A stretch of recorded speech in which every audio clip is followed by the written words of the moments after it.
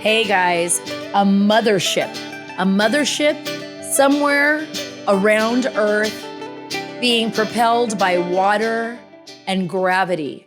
That's an actual Pentagon report about the sightings that we have been seeing on our planet now for some time. And by the way, these sightings aren't just recent. I know it seems like that. And I know some of you out there that watch Ancient Aliens might be like, that's just BS. No, actually, there is a study that is being conducted, several studies where they're looking at, paintings and writings that are, hundreds of years old, sometimes thousands of years old, that discuss fireballs in the sky or objects in the sky. So this is not something that is new. And the reason why I mention this is because a lot of times people say, well, what if this is, US technology? What if this is China's new technology or new developments? What if this comes from Russia? Or what if this was a Soviet study that was being conducted way back when, and maybe they're creating these new kind of ships? Yes, I do believe that some of the sightings that we're seeing, those UFOs, I like to say UFOs, not UAPs. I don't know why, it just bugs me. It feels like they're trying to play around with words too much.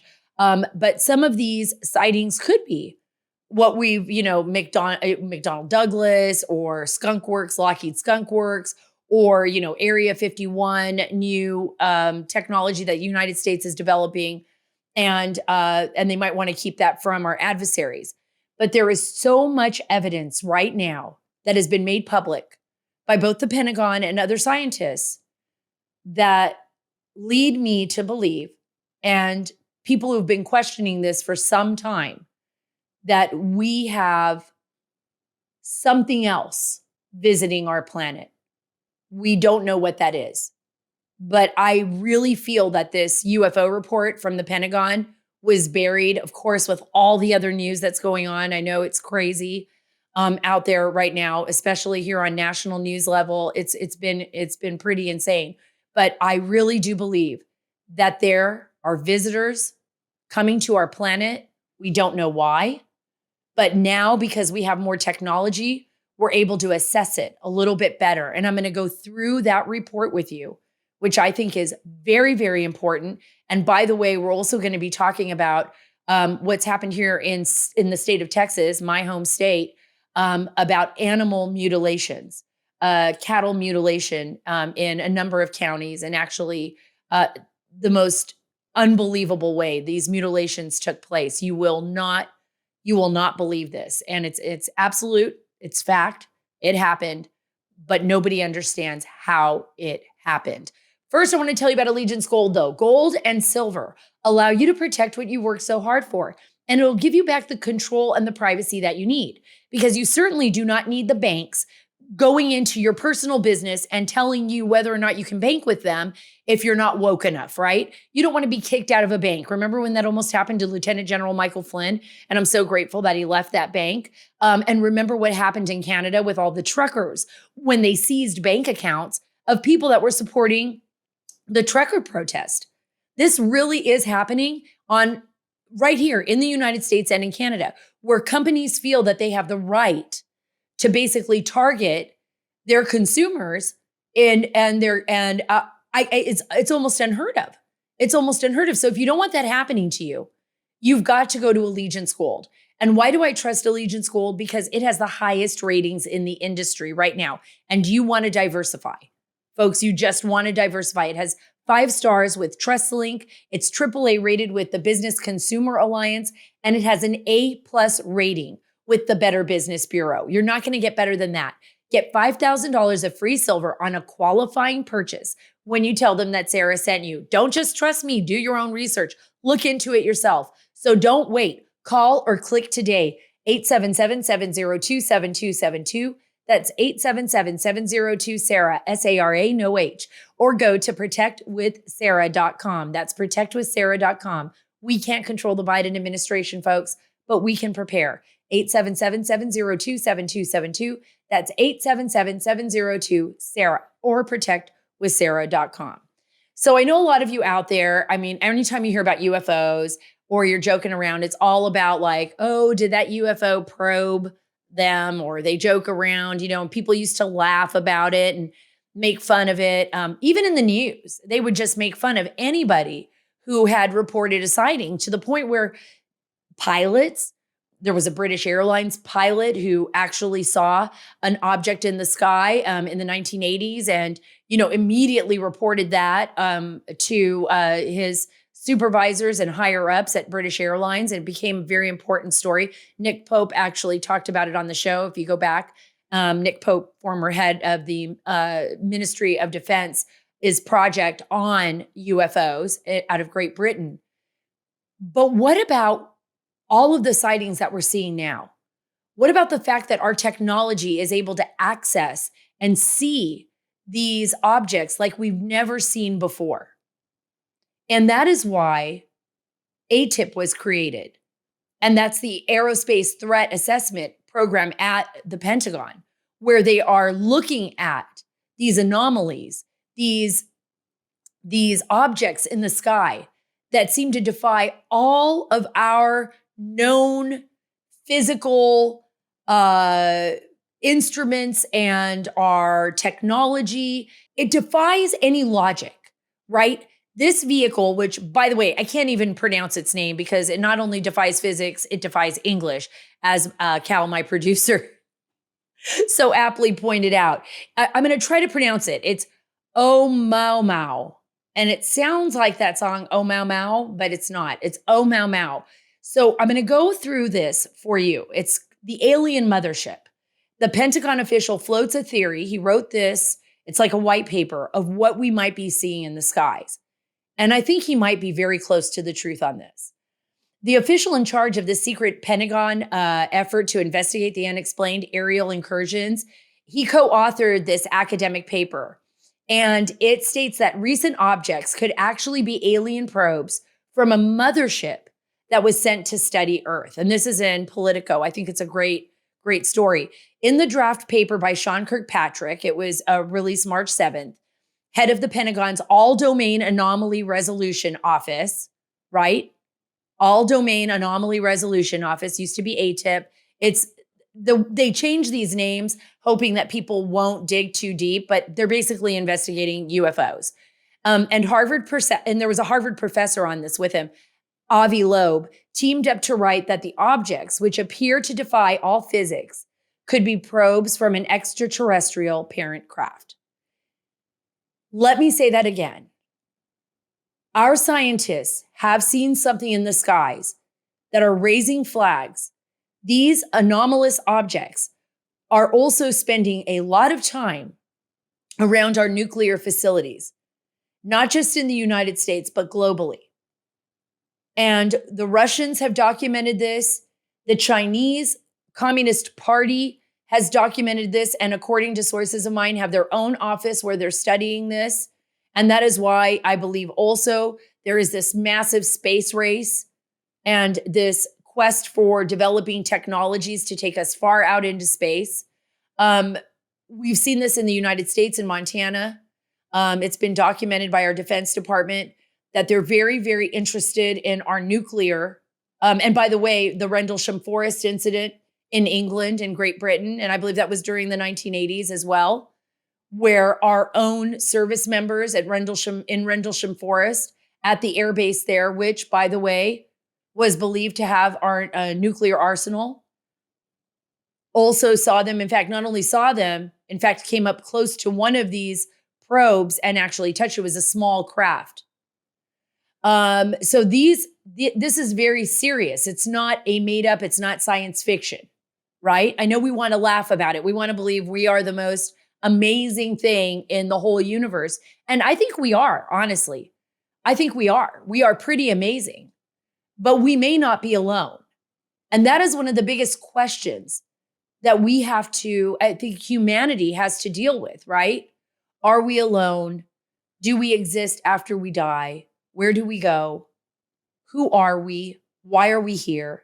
All of these questions that we as human beings have had to deal with since the dawn of time. This may answer those questions for us to some extent. This paper goes on to compare the probes to dandelion seeds that could be separated from the parent craft, listen to this, by the sun's gravitational force. And this would make sense that they use gravity and they use water as fuel. And why do I say that? Because we've had Lou Elizondo on here, and he was working with the Pentagon at their ATIP program on this. And remember, that was one of the biggest, I think, constructs that they were dealing with is how are these probes moving? Now listen to this, between 700 and 900 Gs. The human body can only withstand maybe 9 to 10 Gs, right? 10 Gs. These probes and these craft, which have been spotted by the USS Nimitz, that's our Navy, which have been documented and recorded on radar, these anomalies are moving intelligently, and they are moving at 700 to 900 Gs. So one of the things that they were studying at the Pentagon was, could they be using gravity some way, something that we don't have yet, something that we don't understand? And could they be using Earth's water as fuel, as well as a stabilizer for moving that fast? How do organic material move like that? So the paper notes that the probes could use starlight to charge their batteries and the Earth's water as fuel. And that is pretty interesting. Listen to this. What would be the overarching purpose of the journey? In analogy with actual dandelion seeds, the probes could propagate the blueprint of their senders, the authors write. As with biological seeds, the raw materials on the planet's surface could also be used by them as nutrients for self-replication or simply scientific exploration. So are they saying that these dandelion seeds, these probes, are actually alive in and of itself? What does it mean that they are studying our planet? What does it mean that they've been watching us maybe for thousands of years? What does this mean? Who is this? Who are we? Did they originally bring us here? That's another theory that's floating around. Sometimes we get so wrapped up in the everyday things that are happening on Earth. And people say, well, why is Elon Musk, so adamant about going to Mars? Why is he so adamant about, SpaceX and this privatized, company that wants to be able to send human beings and explore space? Why? Because that may be our only way to survive in the future. And in fact, that is a fact. Our Earth will not exist forever. We know that eventually our Earth will die, will wither. Where do we go from here? What does this mean? And who are we? Right? Do we have the answers? Now, look how close we've come to discovering so much about ourselves. What an incredible time that we're living in. What an incredible time that we're living in, where our own blood, our own genetic makeup can be extrapolated, and we can find out who we are, where we came from, our ancestors, what haplogroup we were from. I mean, I am always mesmerized by how much information is just contained in my blood, in my genetic code. And now we can edit our genomes. And it scares people. Yes, it is a scary thing. We are on the cusp of something that is transforming humanity, something that will eventually change humanity. We won't be around forever, you and I am talking about, but 100 years from now, our world could look completely different. What does this mean to our belief in God? Well, I'm going to tell you this. I believe in God more and more every day. And in my basic fundamental beliefs have not changed because of this. In fact, they've been strengthened because of this. Because our Creator made us so miraculous that as we even look into the universe and we see this incredible beauty and this incredible mystery, that we are capable, and we have people like Elon Musk, and we have people like that existed like Leonardo da Vinci and Copernicus and others and great thinkers and great inventors like Thomas Edison that moved us and propelled us forward.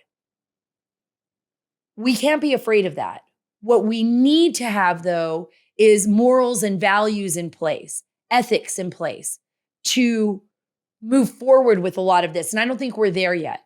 I think we're still dealing with that. We're still struggling with, how do we handle all of this new technology? How do we handle all of this new information and move forward? This is what's really interesting. I'm going to get to the cattle mutilation in a moment, but, are all these sightings connected? Yes, I do believe they are. Will this change the way we think about this issue? Absolutely. Absolutely. Because there is a reason why the Pentagon is releasing these reports, folks. There is a reason why Lou Elizondo, I believe, has come forward, and I adore him. He's a good friend. It's because of disclosure. Because we can't just wake up one morning and see a big UFO. I guess we could, but it would probably drive everybody crazy. So I think we're slowly being eased into the subject. That's what's happening. And here's a statement from Senator Kirsten Gillibrand from New York. She noted that the co-authors are both highly respected in their fields. Kirkpatrick is an expert in scientific and technical intelligence, while Loeb has authored hundreds of scientific papers on astrophysics and cosmology. She said she has confidence in the scientific rigor of their work. I do too. And I think we need to wake up and we need to stop giggling about it. That makes us seem a bit asinine, right? That makes us seem a bit weak. Like, when you're embarrassed to hear the truth about something. I think, as a journalist, an investigative journalist, I always was willing to look into anything, right? Because sometimes if you ignore the facts right before your very eyes, you're going to miss the biggest story just because you have created some kind of scenario in your head that this can't be real. Right? But what we're seeing now more and more is that this is real. There is an acceptance more and more that we are on the cusp of something extraordinary, something that will change the way we view ourselves, space, and our planet forever. But we also have to be concerned about the fact that if this is a very advanced civilization and it's using our resources or investigating us, maybe it is us. Maybe it is us. Like some people have guessed, could this be us coming from the future? Could this be a descendant of, could this be an ancestor of ours that sent us here? These are real theories that are being planted out there by some of the world's leading scientists. Are we their seed? We don't know because we don't really have all those answers.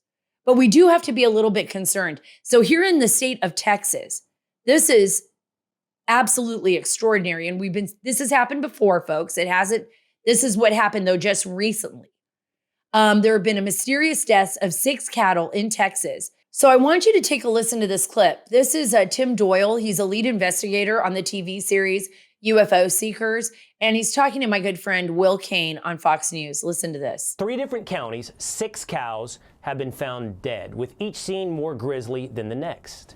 They don't make sense. The cows' tongues have been cut out, almost surgically. There's almost no signs of spilled blood.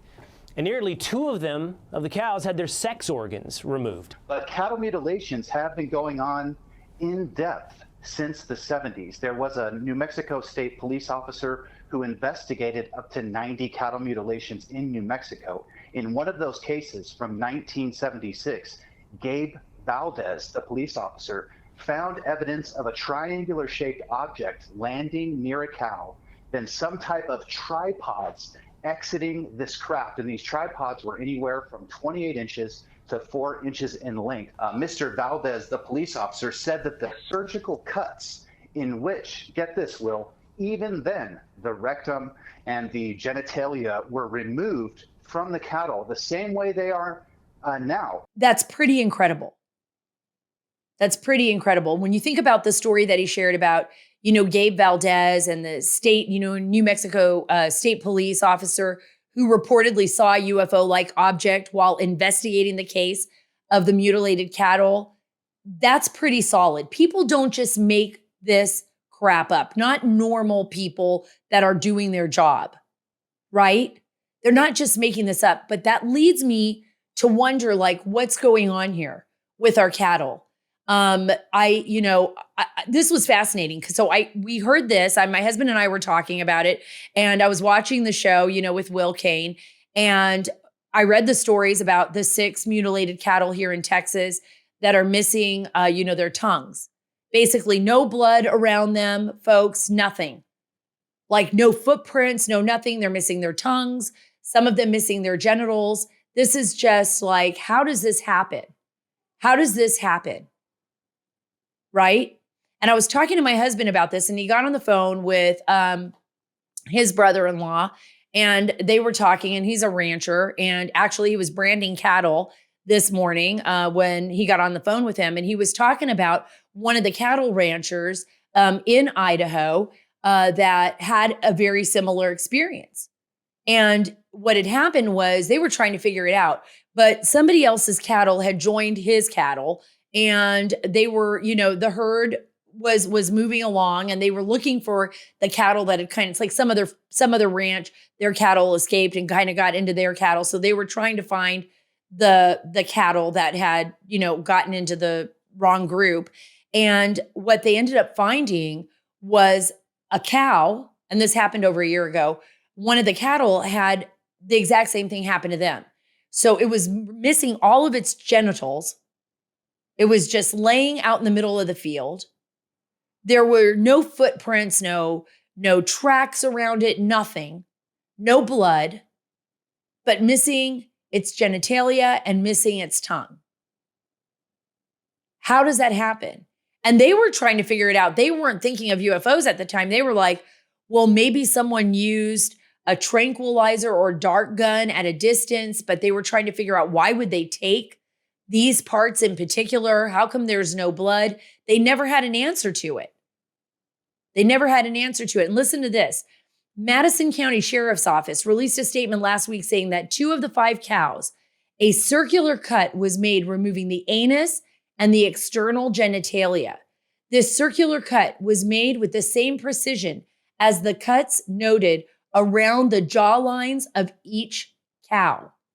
The sheriff's office shared that there were no signs of a struggle and that the grass around one of the cows found at the ranch was undisturbed. No footprints or tire tracks were noted in the area, the statement read. In addition, the other 5 animals were found with no signs of struggle or disturbance in the grass, no blood spill, and no noticeable tracks. No predators or birds would scavenge the remains for several weeks after death. It continued. No predators or no birds actually touched any of these animals.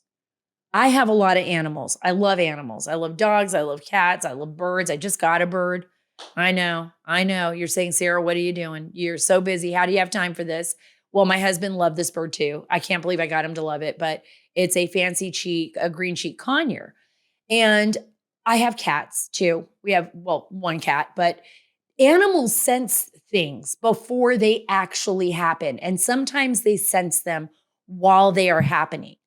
Animals become very afraid, very protective when there's an anomaly in the area, right? Something that happens that they can't understand. We saw that in Thailand with the tsunami, where all the birds and the animals were rushing up the hill, up the mountain, before the tsunami even reached the shores in Thailand. I mean, the people, they were staring up at the sky and staring out at the water and going, hey, what's this? The animals were like, we're out of here. So there has to be some residue or something that was left behind. Whatever happened to that cattle, that's what scares me. It left something behind that the animal sensed was a danger. And as human beings, we have a tendency to underestimate threats. right? We underestimate our enemies. We laugh at people who say, oh my gosh, I saw something, even if they're legitimate Air Force officers, or tracking them on their radar, tracking these anomalies, moving 700 to 900 Gs, disappearing from one side, showing up on another, right? We have a tendency to be afraid maybe, and so we laugh about it and we ignore it. We make fun of people. Then people aren't reporting the truth. They're not talking about it. But by doing that, we put ourselves in extreme danger. Extreme danger. This is the reason Senator Marco Rubio, Senator Kirsten Gillibrand, and others are saying we can't ignore this anymore. We absolutely have to be able to talk about it. And by the way, this is in my backyard. They're like, it's in Texas. They're cutting out tongues, whatever that is, whoever it is, and the genital parts of cattle. That's pretty scary. Let's just say it was a person. That would be pretty freaky, right? That they would spend all this time doing that. That would scare me too. But I don't believe it is. I believe it's too complex. No blood spilled, no grass disturbed, no noticeable tracks. Something is going on. So I joked around with my producers and my husband and my kids that I'm keeping the dogs indoors. My Chihuahua, everyone makes fun of her because she has the longest tongue known to mankind. And I am just like positive if there's an alien, they're going to target her because her tongue is like, actually, it's something that should belong in a museum, like a natural history museum or something. It's crazy. Granted, she's a little inbred, I think. I think that's what's going on here, but someone has to love her. Okay, I had to lighten it up with something light because this is a very serious subject. And I want to know how you feel about it. I want to know what you're thinking about. I want to know if this is something that you would talk openly with your family about, or if you believe it, you wouldn't talk to anybody about it because you don't want to look like you're crazy. Or have we gotten past that point now in humanity where we're not making fun of this anymore? We're actually seriously talking about the possibility of life somewhere else in the universe, a life that is watching us. Some type of entity, some type of organism, some type of intelligent life that is far beyond our own intelligence. And how afraid are you of that? Or do you think this changes the game for the future of humanity? I'd love to know. I love being with you. I love talking with you. Thank you, Will Kane, for such a great interview on Fox. It was really fascinating. I hope to bring him on my show as well. Not Will Kane, but Tim Doyle, that is. And I welcome Will Kane anytime. You guys, thank you so much for being a part of my life. Thank you so much for being a part of the show. Remember, you can follow me on Truth at Sara Carter Official, on Twitter at Sara Carter DC, and on Instagram at SCarterDC. God bless you. God bless our great nation. And God bless the great state of Texas. And for that matter, God bless the alien mothership.